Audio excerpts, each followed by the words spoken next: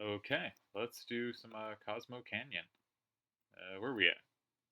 We got to Cosmo Canyon with our guy Piggy Man Red 13. He ran off because we finally made it back to his home. He has told us he will only go so far with us as to make it home. I think that's about it. I think we're just exploring, seeing the sights here. Yawn, sir. You forgot your change. Wake up, buddy. Yes, I'm coming. Are you here to shop? That's right. Is that so? You're here to shop. I'm sorry, we hardly ever get any customers, so. Oh, but I do have confidence in our materia. Alright, I think they have some interesting materia. Yeah, they do. So, Mystify and Transform, there's something we're getting kind of soon they could have some relevance with. But HP Plus is really the most interesting materia here. Being able to boost your HP by up to 50% is very powerful. MP Plus also interesting. Now, we can't afford anything, but we could sell a lot of things, but I think we won't be bothered. If we ever need to, we'll be able to find our way back. And I think let's just head towards where I believe our guy Bugenhagen is, who Red 13 ran off to meet, or as we now know, named Nanaki. I always thought you should be able to run out through those gates and look out. That said, let's see what's up with Red 13. Cloud, this is my grandfather, Bugen. He's incredible. He knows everything. Oh. I hear that you looked after Nanaki a bit. Nanaki is still a child, you see. Please stop, grandfather. I'm 48. Oh. Nanaki's tribe has incredible longevity. So you see, his 48 years would only be equivalent to that of a 15 or 16-year-old in human reckoning. I like how they didn't just go by the exact divide by 3, they went by divide by 3, but maybe one less as well.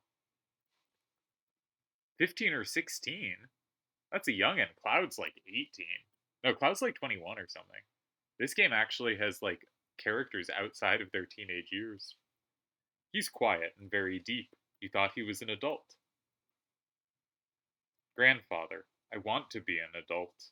I want to grow up to be able to protect you in the village. Not like my cowardly dad, whose name I was going to say, but I don't think it's been said yet. Oh. No, Nanaki, you can't stand on your own yet. To do that would destroy you. To do that now would destroy you in the long run. Reaching up into the heavens, threatening to snatch the very stars from the great city of Midgar. I skipped the line before the end, but something like, you see it, don't you? Well, that's a bad example. Looking up too much makes you lose perspective. He says from the place that has, like, telescopes. As we'll see shortly. When it's time for this planet to die, you'll understand that you know absolutely nothing. When the planet dies. Oh. Maybe tomorrow or 100 years from now, but it's not long off. How do you know this? I hear the cries of the planet.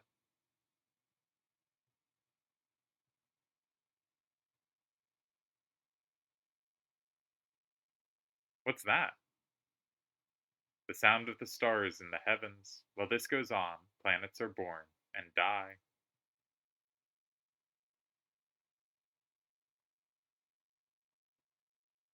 What was that?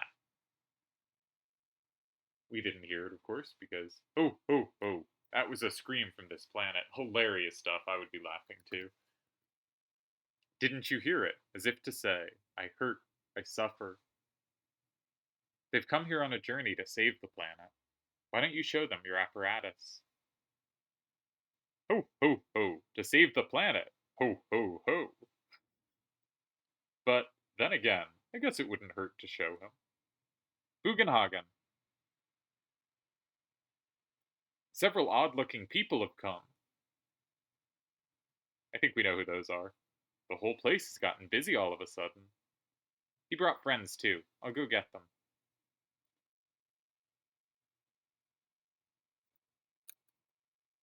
Cloud, please call one of them. Only 3 people can fit in Grandfather's machine. Good thing we have party sizes of exactly 3 in this game. Subtle. Alright, we're gonna go find Tifa because this is a Tifa-focused playthrough. I haven't been updating. I was initially doing kind of character rankings at the start, and I haven't really been updating it. Hey, we found Kate Sith. I think we can all agree Kate Sith is the least fleshed out and interesting character at this point. All he kind of has is, what did they say? What I like about this is this gives you access to all party members. So I don't actually have to find Tifa. And I don't think I can insert a third, because I don't think I'm supposed to. I think I'm supposed to have red. No, I guess fit 3. Red won't come. Alright, let's bring Barrett or Eris. But while we're here, we may as well do character rankings. Kate Sith is bottom of the 7 characters we have access to. The 6 ones visible as well as Red 13. Maybe Yuffie. Yuffie kind of has the I'm a thief thing going on, but not much else. Had a sort of funny interaction getting her, but we haven't seen anything else from her. And given that she is an optional character, unless you do side quests related to her, she's kind of cheerful if you use her in her party, and otherwise you don't see much of her. So let's put Yuffie 7th, Kate Sith 6th so far.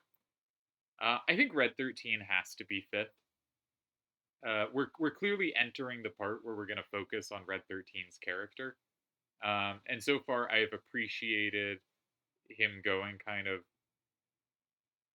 what a fascinating story about Cloud talking and his sort of having some distance from what's going on and not quite being the creature you expect him to be at the start. But I think he's got to be 5th. Though he and Eris were the two that were on the like, shut up, Barrett, your questions are stupid. When his questions were pretty good, so that downgrades him a bit. All right, I think he's 5th. I think, and it sort of pains me to say it, but I think at this point, if we're being objective and not just giving my actual opinions, uh, let's put Tifa 4th and Eris 3rd. I think Eris has had clearly more fun lines so far, and I think Barrett's. Actually, I was putting Cloud first automatically, but Cloud sucks. What are we doing here? Barrett first. Let's say Eris 2nd, Tifa 3rd. Cloud's probably 4th. He's had some good moments, but he is a dick. And that's important to remember. I was just automatically putting him first because I'm brain dead and put the main character first when I do lists if I don't think about it. But yeah, let's bring Barrett with us. And that doesn't mean those are like how I would rank the characters overall or at the end of the game. Just saying so far through the game, I think that's an appropriate ranking for what they've each brought in general. Something like that. I think that's not how it will end up for me. But I think that seems fair so far. You could have Cloud higher if you wanted. Here, over here. The door's unlocked. Come on in. Alright, I can go to the door. Hello, Bugenhagen? Oh, oh, oh. Looks like you have them all together. Then let's begin. I'll be stand there. Yep, that's well edited. Well done to everyone. That's the sentence they intended to translate. I agree. Ooh, color palette swap. Moving graphics. Who would have thought you could do such things? I do think it's entertaining. I think like Parasite Eve does something cool. Parasite Eve 2, in the opening where you're walking along a place, and they've put like your main character Ayabrea is in like in-game graphics, and like right around her is in-game graphics, but the background is a cutscene, but it only plays as you step forward, and it pauses every time you stop moving forward, and it's this cool way to move through a space that is cutscene level graphics. And I think games should do it more, and this will kind of move from being in-game to being cutscene in a way I also appreciate. Tifa says, wow, it's just like the real thing. Yes, pretty good. This is my laboratory. All the workings of space are entered into this 3D holographic system. Look, a shooting star. I guess it wasn't that clean a cut, but you can see like the in-game interspersed with kind of cutscene graphics, and I think that's a neat effect. Not the best looking cutscene graphic. I would duck if I were you. I guess it's all slightly higher.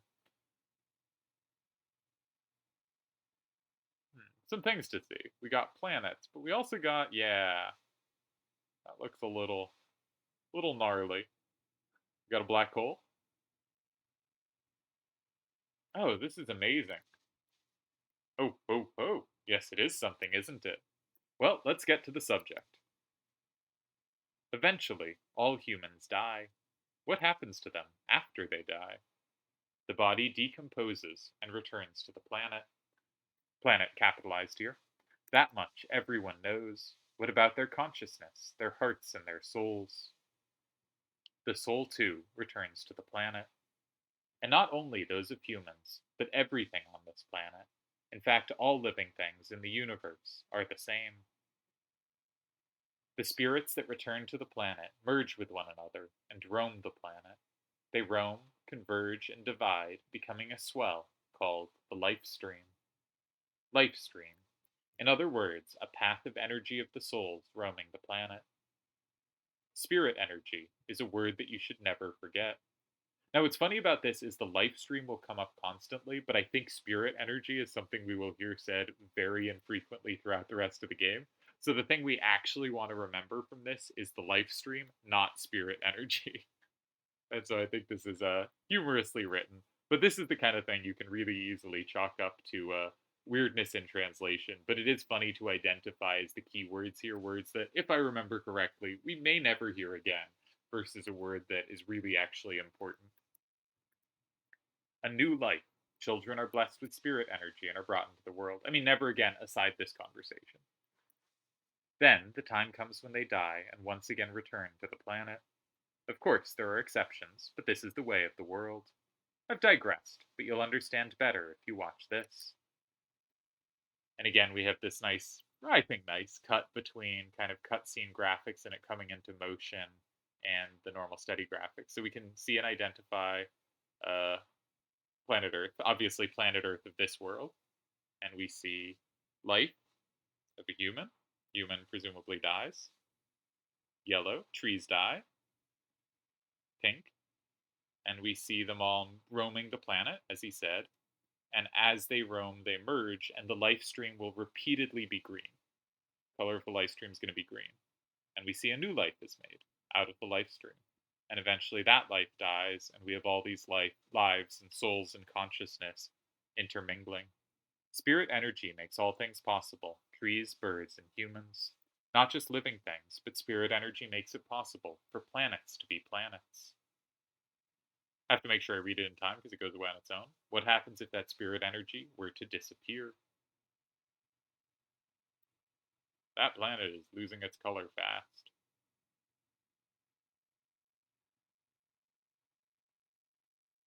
Ooh, that's not great. I like how it falls as if gravity is below it, right? Because that's obviously how they're going to represent it, but in space it would of course kind of just split and float off in various directions. You wouldn't see that collapse at all, right? Or it would move towards the sun or something and eventually get swallowed by that. And I get the visual effect here, but this is not, if it kind of split apart like that, not how it would move, right? These are the basics of the study of planet life, except that you haven't figured out gravity yet. Because gravity is not downward, it's towards the center of mass of things. And the center of mass is not below the planet, it's the direction of the sun. It's the nearest, or the largest one. These are the basics of the study of planet life.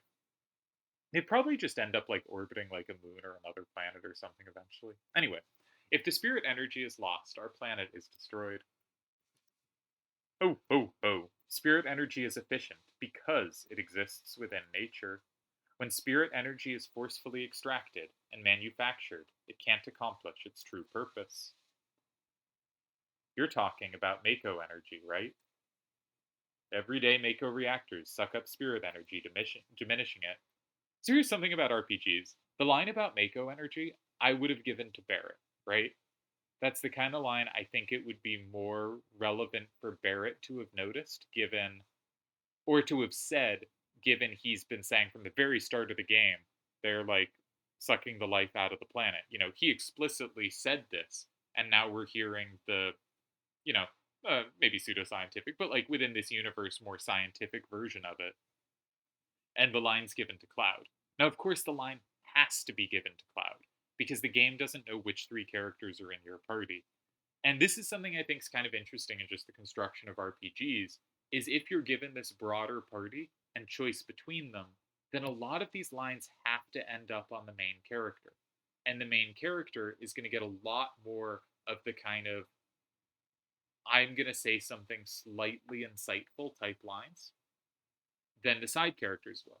And if you compare to something like FF9, where for the first two discs of the game, your party is basically entirely predetermined and it's all split up in different groups such that the game always knows who will be in your party when and what that smaller party will be, you can give more of the cast lines relevant to what's going on because you know you'll be there.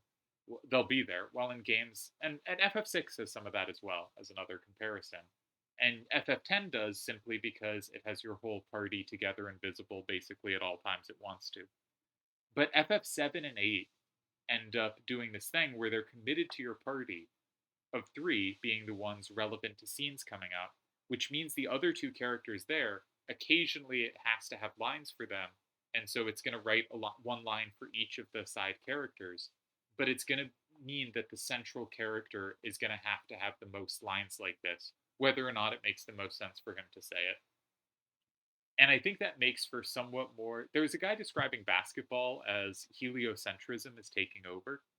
Of there's kind of players that do everything and take over everything in basketball in a way there really weren't before. And you might think, well, Jordan did everything, but Jordan wasn't ball dominant. He wasn't doing all the passing, all the bringing the ball up, all the shooting, just like all of everything in the way that, like, I guess LeBron is sort of the progenitor of this, but like James Harden's a really good example, and some others are in the modern NBA, where sort of one player is central to almost every offensive action.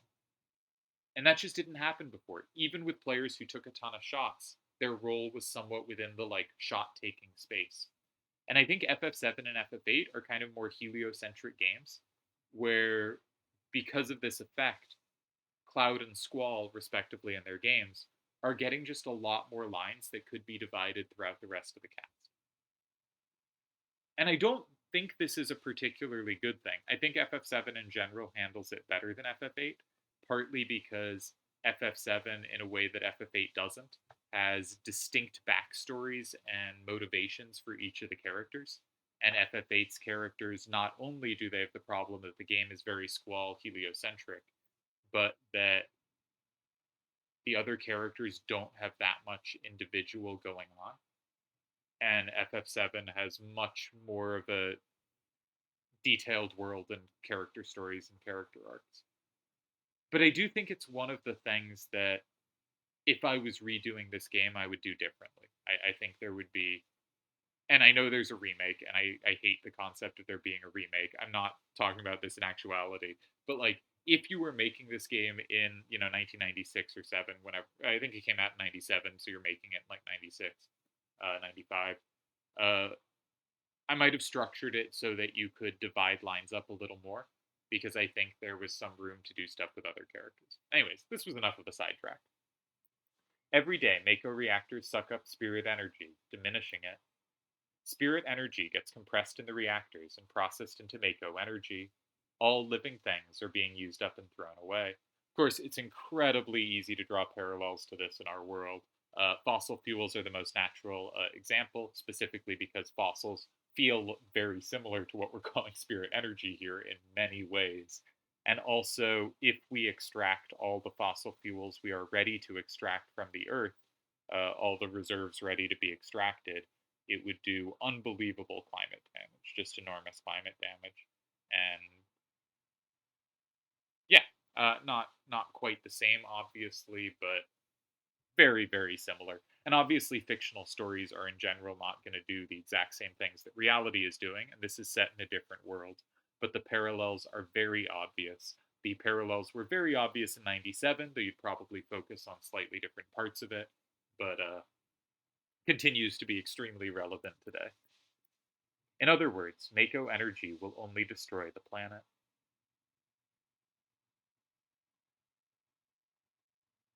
Interesting. No lines for Barrett there. They did give Tifa some lines, and those could have been given to someone else. I wonder if I don't know how this scene is done. I wonder if whoever's listed second gets lines, or if they wrote lines specifically for a few characters like Tifa, but not for others like Barrett. Which again is a missed opportunity because Barrett is the person genuinely most committed by far of the cast here to fighting for the planet. I don't. I mean, I'm not even sure who's in second. I guess you'd have to say Tifa, but she has not. I mean, she's part of Avalanche, but we've never heard like her manifesto of it, right? The story of the planets and those who lived with them. You want to know more? Then you must listen to the words of the elders. Are you the elders? Nanaki, his father a coward. So that's it. Not Nanaki's been thinking that all this time. Maybe his dad's not a coward. Hint, hint.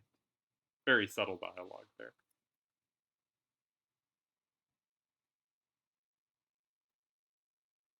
All right, what are we doing now?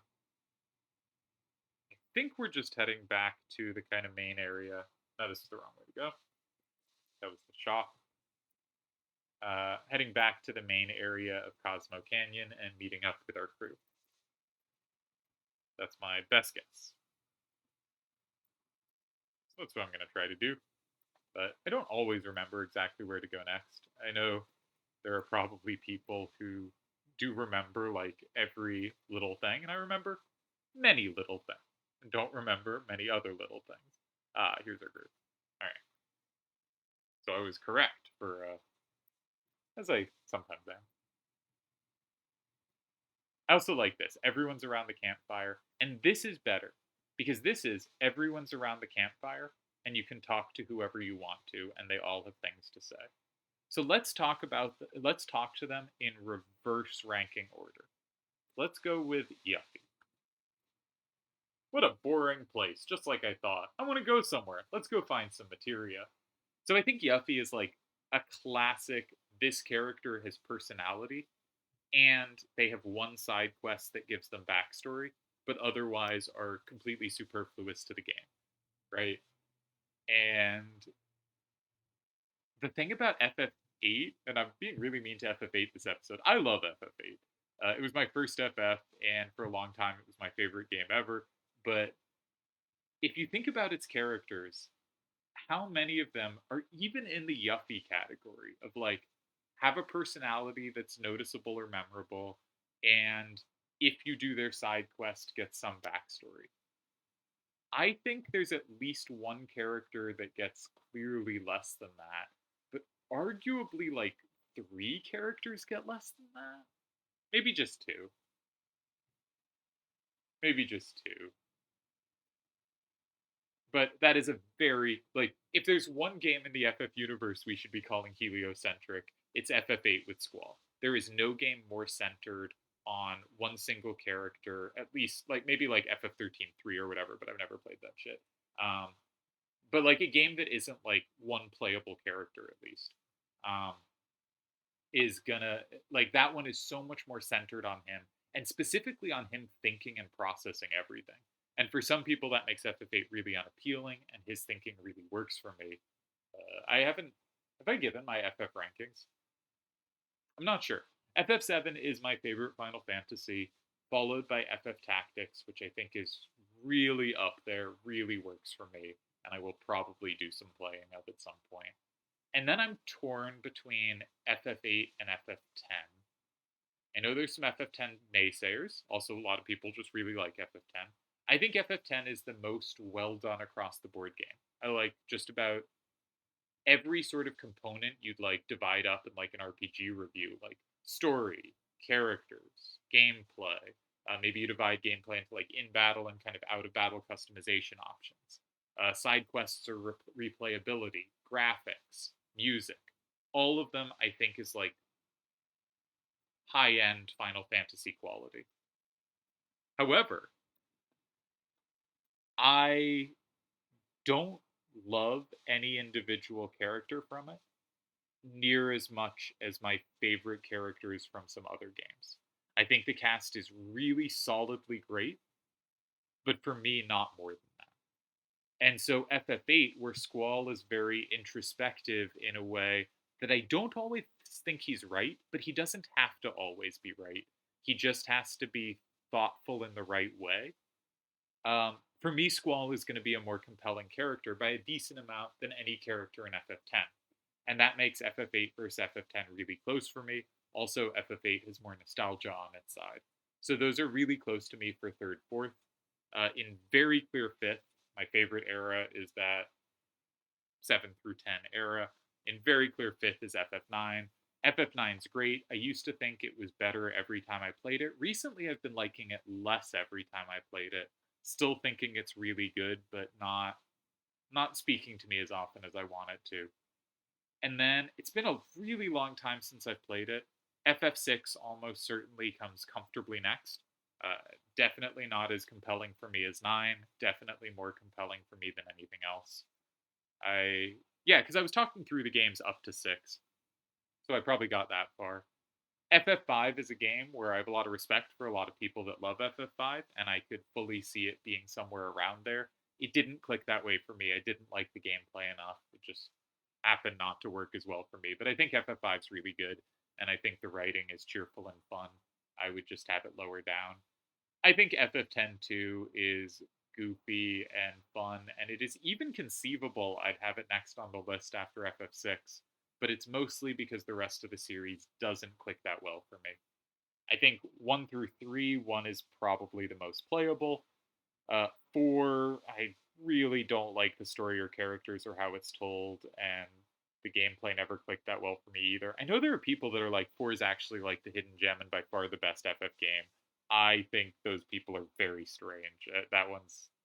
I totally. I could completely get having it be like a mid to high tier game, but people with it at the top are just clearly looking for something so different from these games than I am. Not a fan of FF4. FF12, I remember playing the first hour and thinking there was a chance this could be one of the best FF games. And then I played the rest of the game and enjoyed very, very little of it. So that one didn't click for me. I liked 13 more than 12, mostly because the gameplay clicked quite nicely for me. But I think that game has a whole bunch of things working against it. Not the linearity. I'm fine with linearity. But just about everything else. Uh, but it's possible 13 comes next for me. It's between 10 to. It's 5, 10, 2, or 13. I think 5 is the best of those games. 13 is probably the one I'd most enjoy just picking up because I just like skip cutscenes and do the gameplay or something like that. And 10-2 is probably the one I've played the most, so maybe it's the one I like the most. I don't know. Something in that range. Despise 13 too. Really don't like the characters it focused on. Thought the villain was just a joke, as was every story element. And couldn't get into the gameplay. I think I played it sometime around the time I had started trying Shin Megami Tensei games, and they were just so much better at having the demon optionality in your party that it was just an unfair comparison. All right, let's get back to FF7. Let's go find some materia. All right, let's talk to Kate Sith next lowest on our rankings. Hi, Smokes.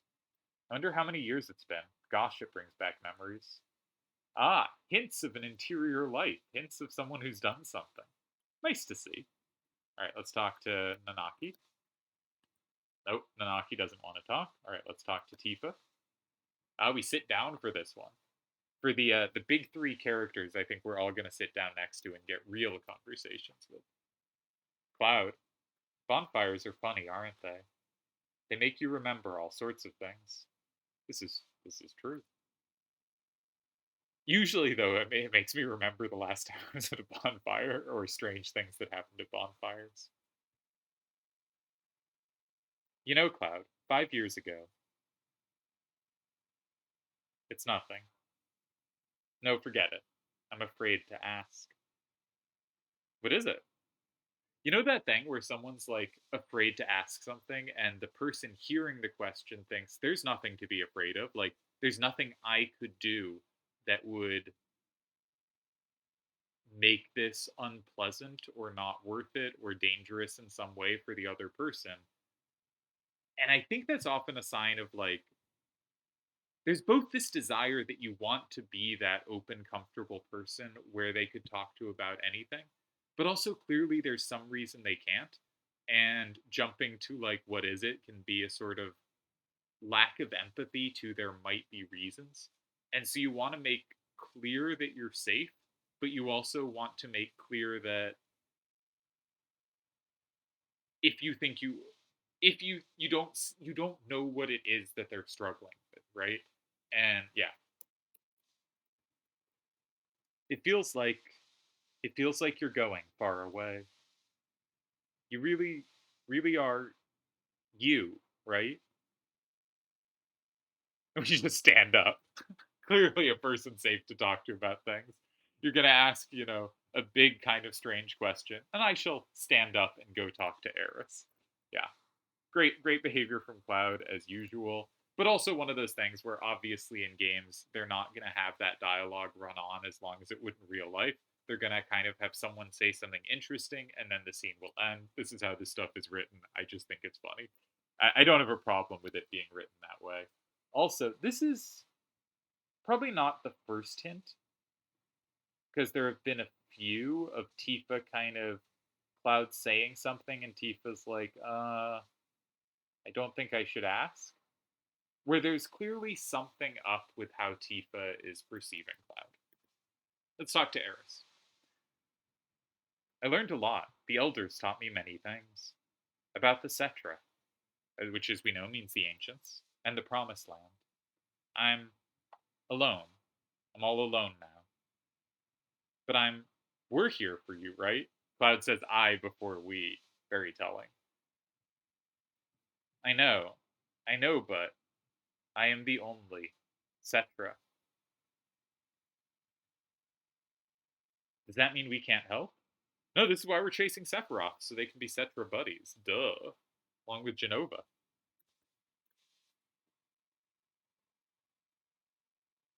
Alright. You see, that time she went silent and then he got up. Slightly better behavior from Cloud. Let's talk to Barrett. Our number one ranked character. Cosmo Canyon. This is where Avalanche was born. I promised my guys someday, when we saved the planet from the Shinra, that we'd all go to Cosmo Canyon and celebrate. Biggs, Wedge, Jesse. Now they're all gone. Died for the planet. Really, to save the planet. We all hate the Shinra. Do I even got I'm gonna go with do I even got to go on and just cut the Will they ever forgive me? Right now, I really don't know. But I know one thing. If there's anything I can do to save the planet or the people living in it, then I'm gonna do it. I don't care if it's for justice or revenge or whatever. I don't care. Let them decide for themselves. Erg! I'm gonna do it. Again. Again. Avalanche is born again. Yeah. As I said, Barrett obviously has the most invested in this fight of any of the characters. Let's talk to Red. Yeah, now we get the proper sit down. Long ago, when I was still very small, we were all around this flame. No, never mind. By the way, I should say, I sort of said it earlier, but I really like little scenes like this, stuff where we do get to interact with every character, where some you can't interact with until you've done some other interactions, and where there's kind of this, like, the calm peace of the bonfire. Some games do scenes like this, like, right before the storm, of, like, all the characters around a fire the night before the final battle kind of thing, and you have this final talk. But it doesn't need to be at such a dramatic moment. You can just do it when you want to, and it can be nice. There are other games like Grandia 2, where every so often your party just like all camps and you can talk to everyone or go to sleep whenever you want. But there's something about like a setting like this where you see the fire moving slowly that it helps you kind of get a little into the mode of being around a bonfire yourself. I think it's very nice. I really like this kind of touch in games. No, never mind. What happened? Cloud, whenever someone goes, I don't want to talk to you, goes, but talk to me. It's about my parents. When I would talk about my mother, I am full of pride and joy. Shout out to Stevie Ray Vaughan. And that's fine, but when I remember my father, my heart is full of anger. Pride and Joy is the name of that song. Now I'm going to be deeply embarrassed if it isn't. One sec. Pride and Joy. Yeah, good. Go me. Alright, someone's walking in the background here. Of course, he left my mother for dead. When the Gi tribe attacked, he ran off by himself, leaving mother and the people of the canyon. Come, Nanaki, there's something you should see. The place may be dangerous. Cloud, will you and one other person come with us? Because this place only fits 3 people, you know. It would be dangerous to come with more. Alright, so we're obviously bringing Tifa. We can't move Tifa into the second slot. That's okay, though. And I think we did buy upgraded equip. Is that right? For Tifa? Yeah, we got her the Tiger Fang. You still have the Magic Comb. Yeah, everyone looks set. Shame I've used up all Nanaki's MP, but we'll live. Could use a 10. That is sort of the point of what I bought the 10s for, but actually, we know where we can rest for 80 gil. Let's rest. Just feel better about our MP usage. Or 100 gil, maybe? Welcome to Shildra Inn. It'll be 100 gil. Wow. The economy these days. There's so much inflation in these games. Like, the first town you go to, 10 gil a night. By the end of the game, like 2,000 a night. Incredible inflation.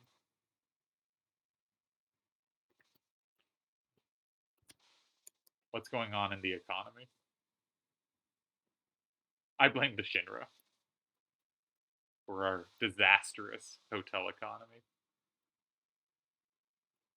Alright, should we stop here having done no gameplay whatsoever? Though I honestly feel like that's kind of the ideal episode, because people probably aren't watching to watch me hold the attack button. It's probably not the most interesting part, but fighting's going to get more fun fairly soon, in my opinion. So yeah, I think we'll stop there, and I'll probably record another episode, but break this up.